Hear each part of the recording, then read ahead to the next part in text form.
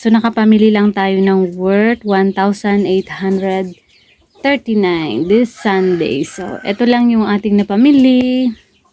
Dalawang tray ng itlog na large. 275 po ang isang tray ng large.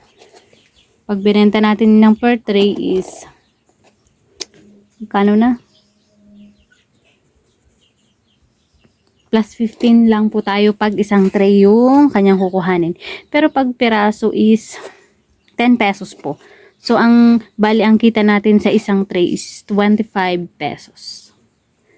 Tapos, ito, bumili tayo ng sting. Medyo maano to kasi pinatungan ko ng ating frozen goods. So, sting, isang case ng Mountain Dew, and itong Coke mismo. So, ito lang po yung ating nakuha this day.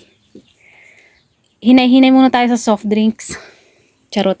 Pero siguro mabenta ngayon ito. Kasi summer at kailangan nila ng malamig. Hindi ko mabenta sa amin ang mineral water dito. Kaya ito muna yung ating nabili. Unti-untiin para carry ng ating budget. Para naman, linggo-linggo is may bago tayo. So, eto yung ating mga frozen. 1 kilo lang na kikiam, 1 kilong hotdog, 2 kilong Adidas, chicken feet, tsaka 2 kilong manok. Hindi ako kumuha ng bangus ngayon kasi puno ang ating ref. Freezer pala. Kasi may mga nag-order na ng mga yellow-yellow natin, kaya kailangan nating magpatigas ng yellow. Tubig pala. Kasi mainit nga po. And feel na namin dito yung summer talaga, guys. Hindi kagaya nung nakaraang taon na medyo pag ganitong February is may mga ulan-ulan pa. Ngayon is hindi na kasi December pa lang is medyo mainit na talaga. 'Di ba, guys? Super hot na. Parang na rin. Nasa Maynila tayo. Charot. 24. So, pumunta tayo kay wholesaler this afternoon. Alas 4 na ng hapon. Oo. At ito yung ating mga napamili. Ayan. So, madaming candy ngayon. And hindi ako masyadong namili ng mga biscuits. Pero may kinuha pa rin ako kasi nga is tingnan natin yung mga biskuitan natin. Ayan pala yung lalagyan natin ng candy. Zero balance na. Zero balance talaga, guys. Kaya ayan. Ito naman ang ating biscuit section. So talagang ubos na. Ang chichirya is madami-dami pa naman pero kailangan nating mamili. So ayan pa naman, lumalaban pa din naman yung ating chichirya section. Madami-dami pa. Pero kape is konti na lang. Ayan, oh. Ayan, iisa na lang yung popcorn natin. 'Di ba, guys? So, madami na tayong, wala na tayo ng kape doon. Pero pagpunta natin kay wholesaler is madaming mga NS. No stock, ibig sabihin. Ayan, so 1,760.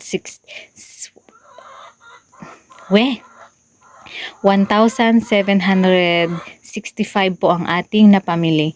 Konti lang po at mabigat kaya muntik ko lang bawasan to kasi mabigat, guys. As in, hindi carry ng aking katawan. Kaya ito lang yung ating napamili. And meron pa sana akong mga kukunin kaso saka na lang. Kasi mahirap nang magbuhat ng mabigat. Malayo. Halos 1 oras po yung ating lalakaran. So, ito yung mga yung ating mga napamili na candy. Ito is parang marshmallow siya. Masarap siya to, guys, kasi itong flavor niya is yun din ang matitikman mo sa loob. Saan ba galing ito? Itong product na to. Product ng Oishi.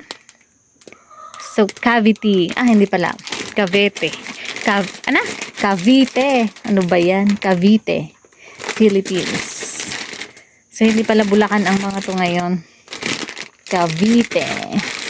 So, tapos ito yung mga candy natin. So, madami. 1, 2, chili, 3, 4, 5, 6, 7 na candy. So, 4, 5 na po. 5 piso, 4 na piraso na candy. So, yun daw ang gusto ng mga bata. Kailangan daw sabihin ko, 5 pesos is 4 pieces na candy. So, 125 in short. Charot! Mas magaling pa yung mga bata kasi sinabi nilang, bakit hindi mo nalang sabihin na 2 isa?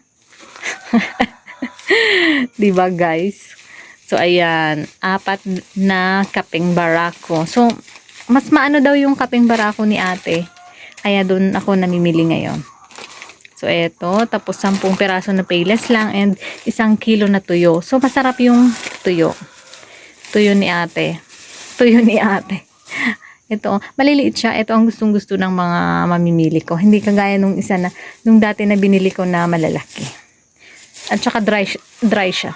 Pero sasandry ko yan bukas. So, ayan. 1 kilo din na mantika. By 1/4 to. Tapos, combi. Ito yung mga biscuits. Bingo. Tapos, ito is by 24. And then, Ribisco Choco. Tapos, 2 kilo lang na asin.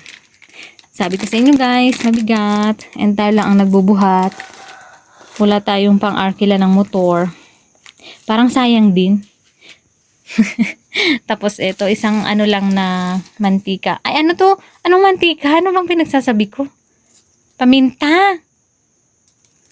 Bayan. So, ang bentahan namin is 2. Kasi 2 sa baba, 2 din. Kasi ang bili ko kay wholesaler dito is 15 piso ang isa na bili ko sa kanya.